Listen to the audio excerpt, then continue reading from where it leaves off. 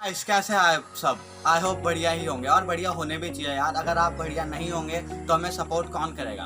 तो गाइस मैंने जो रिसेंट वीडियोस अपलोड की थी कल परसों में, तो आपका उसमें बहुत अच्छा सपोर्ट दिखा है। तो गाइस ऐसे ही हमें सपोर्ट करते रहिएगा और करते रहना भी चाहिए। भाई याद कर दो यार, तुम्हारे भाई का चैनल है। तो गाइस आज की इस ये वाली वीडियो इतनी ज़्यादा इंटरेस्टिंग होने वाली है क्योंकि थंबनेल देख के आपको समझ आ ही गया होगा कि आज की इस वीडियो में मैं आपको क्या बताऊंगा कि एयरप्लेन हवा में उड़ता कैसे है। तो एयरप्लेन के हवा में उड़ने में आपको ये तो पता ही होगा कि साइंस तो होती ही होती है, ऐसी कोई चीज़ नहीं जिसमें साइंस ना हो। तो साइंस में भी क्या, फिजिक्स में। अब वीडियो को आगे शुरू करने से पहले अगर आपने हमारे चैनल को सब्सक्राइब नहीं किया है तो कर दीजिए, लाइक कर दो हमारी वीडियो को और शेयर भी कर दो अपने फ्रेंड्स के साथ। तो गाइस फिजिक्स में क्या, एरोडायनामिक्स। अगर आपको ये वाली वीडियो ज़्यादा लंबी लगे तो हो सकती है यार, क्योंकि इसमें बहुत लंबा कंसेप्ट है। कोई बात नहीं, आप देखो, आपको बहुत ज़्यादा इंटरेस्टिंग फीलिंग आती रहेगी। तो एरोडायनामिक्स क्या होता है? एरोडायनामिक्स एक ऐसी साइंटिफिक स्टडी है जिसके ज़रिए हम पढ़ते हैं कि कोई भी ऑब्जेक्ट है या फिर कोई सब्सटेंस है जो कि हवा के जरिए चले। जो पतंग है वो भी एरोडायनामिक्स के जरिए ही हवा में उड़ती है। हाँ, क्योंकि एरोडायनामिक्स का कहना क्या है कि कोई भी चीज़ हवा के जरिए चले, तो पतंग भी एक एरोडायनामिक्स के ही जरिए चलती है। तो कार भी एरोडायनामिक्स के ही जरिए आगे चलती है। अगर आपको ये जानना है कि कार भी एरोडायनामिक्स के जरिए आगे कैसे चलती है तो मुझे नीचे कमेंट कर दीजिएगा, मैं आपको उससे रिलेटेड वीडियो आपको दिखा दूंगा। तो एरोडायनामिक्स की अब मैं आपको इंग्लिश में डेफिनेशन बना देता हूँ। A scientific study in which we study that a substance can be move through air. तो एरोडायनामिक्स में हम ये पढ़ते हैं। तो एरोडायनामिक्स के बाद आता है बर्नौलीज लॉ, जिसके प्रिंसिपल पे एयरप्लेन हवा में उड़ता है। तो बर्नौलीज लॉ, डैनियल बर्नौलीज ने इसे अपनी बुक में हाइड्रोडायनामिका नामक बुक में 1738 में पब्लिश किया था। तो ये लॉ कहता क्या है? ये लॉ ये कहता है कि जब भी कोई फ्लूइड मतलब फ्लूइड में गैस भी आ जाती है और लिक्विड भी आ जाता है। फ्लूइड मतलब जो फ्लो करे।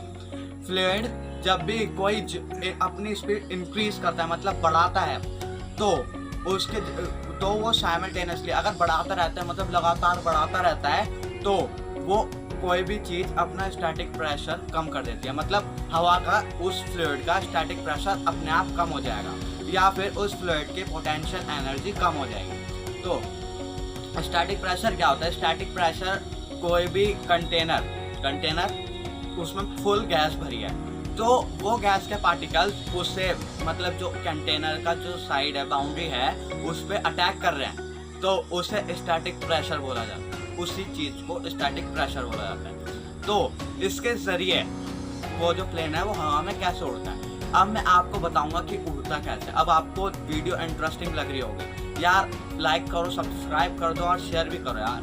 तो अब एयरप्लेन के ऊपर उड़ने की वो, तो जब एयरप्लेन टेक ऑफ होता है आपने देखा होगा यूं उड़ता है, वो सीधा नहीं यूं उड़ता है टेढ़े में। तो टेढ़े में क्यों उड़ता है मैं आपको बता देता हूँ। जो उसके विंग्स होते हैं, विंग्स को हम बोलते हैं एरोफॉइल। हाँ, एरोफॉइल, ब्रिटिश के लिए एरोफॉइल और हम बोलेंगे एयरफॉइल। तो एयरफॉइल आपको स्क्रीन पे दिख रहा होगा कैसे होते हैं, ऊपर से कव होते हैं, नीचे से प्लेन होते हैं। तो ये इसका क्या काम होता है? माना ये जाता है, थियोरी में ये लिखा है कि जब हवा में प्लेन उड़ता है तो जो हवा होती है वो उस कर्व सरफेस के जरिए ऊपर से निकल जाती है और जो बाकी आधी हवा होती है वो नीचे निकल जाती है। तो जो हवा कर्व सरफेस से ऊपर निकल गई तो वो हवा स्ट्रेच हो जाती है। तो जब वो आपको फिगर में दिख ही रहा होगा कि स्ट्रेच हो रही है और नीचे बहुत ज़्यादा पतली हो रही है। तो जो स्ट्रेच हो जाती है जब हवा, तो उसका जो प्रेशर है वो अपने आप कम हो जाएगा। आपको ये तो पता ही होगा कि जो अगर फ्लूइड की इंक्रीज स्पीड होएगी तो इन्वर्सली प्रोपोर्शनल होगा किसके लिए? उस पर प्रेशर लग रहा है। तो increase speed in a fluid is inversely proportional to pressure. तो इसी जरिए वो जब स्ट्रेच होगी तो अपने आप ऊपर का प्रेशर कम होता जा रहा है। और नीचे आप देख रहे हैं कि चिपकी हुई है एयर के पार्टिकल, तो जब एयर के पार्टिकल चिपके में है तो नीचे प्रेशर बढ़ता जा रहा है। तो इसी अनुसार जो नीचे प्रेशर बढ़ रहा है तो वो उसे लिफ्ट करने में मदद कर रहा है। और जब ऊपर प्रेशर कम हो रहा है तो इसी वजह से वो ऊपर जा रहा है, और नीचे प्रेशर लग रहा है तो इसी वजह से वो ऊपर जा रहा है। तो अब ये जो पंख हैं, जितने बड़े पंख होंगे उतना ही आसान होगा एरोप्लेन को ऊपर लिफ्ट होने में। अब ये तो रही बात। अब माना जाता है कि जो एयर के दो पार्टिकल है वो एग्जैक्ट उस एयरफॉइल में टकराते हैं, और एक पार्टिकल ऊपर से चला जाता है और दूसरा पार्टिकल नीचे प्लेन सरफेस से चला जाता है। तो अब इसमें फर्क क्या है?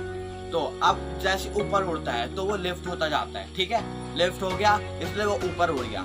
और ऊपर भी इसलिए उड़ता है, लिफ्ट प्रेशर भी इसलिए होता है, ये कुछ क्षण सेकंड का, मतलब कुछ ही सेकंड का काम होता है, क्योंकि जो प्लेन होता है उसकी स्पीड होती है बहुत ज़्यादा, और जब प्लेन की स्पीड बहुत ज़्यादा होगी तो वो हवा में टकराएगी, इसीलिए वो हवा ऊपर से स्ट्रेच हो जाती है, कट जाती है बीच में से, और नीचे से पतली होती रहती है, इसलिए वो ऊपर उड़ता रहता है। तो अब ये तो रहे उड़ने का कंसेप्ट प्लेन का। अब अगर ये आपको कंसेप्ट अच्छे समझ नहीं आया तो मुझे कमेंट कर दीजिएगा कमेंट बॉक्स में, तो मैं आपको इसको और अच्छे से समझाने की कोशिश करूँगा।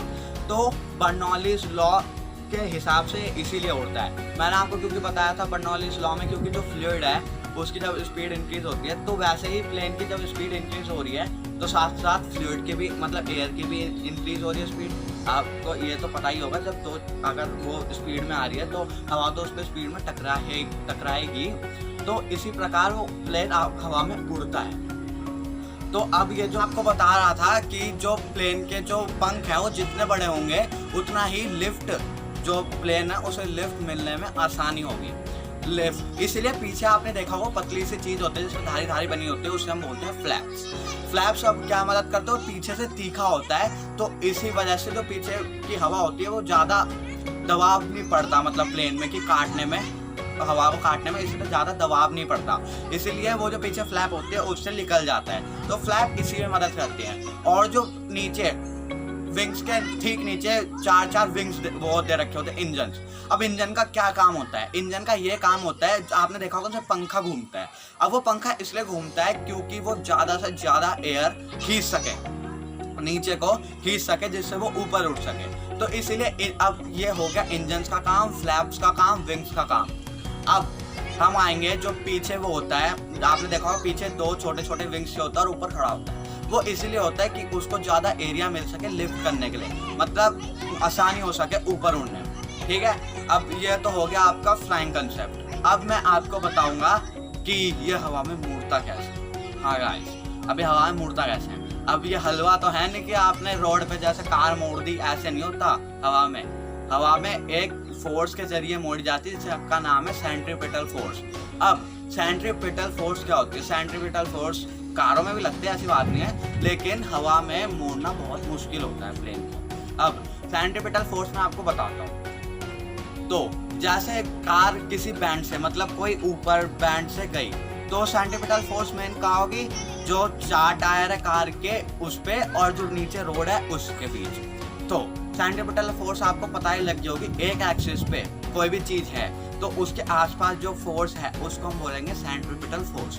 तो इसी जरिए जो प्लेन है, आपको ये इमेज में दिख रहा होगा कि जो सेंट्रीपिटल फोर्स है गोला घुमा है, तो एक एक्सिस पे वो डंडी जा रही है, तो ऐसे ही घूमती है। तो अब प्लेन की जो ये आपको इमेज दिख रही होगी, जो टेढ़ा जा रहा है इमेज प्लेन, तो टेढ़ा इसीलिए जा रहा है क्योंकि वो जो प्लेन है वो एक ही एक्सिस पे यूं मतलब टेढ़ा होता रहता है जिससे वो मुड़ सके। अब वो टेढ़ा इसीलिए होता है क्योंकि जो उसकी जो सामने का एल्टीट्यूड है और लेफ्ट साइड है उस पर डिसबैलेंस ना हो। अब डिसबैलेंस होएगा तो प्लेन मोड़ना बहुत मुश्किल हो जाएगा कि कैसे मोड़ेंगे ऐसे सीधा, तो इसलिए वो टेढ़ा होता है फिर मोड़ देते हैं, जिससे उसकी जो लिफ्ट और एल्टीट्यूड पे वो थोड़ा कम हो जाए और वो मुड़ सके आसानी से।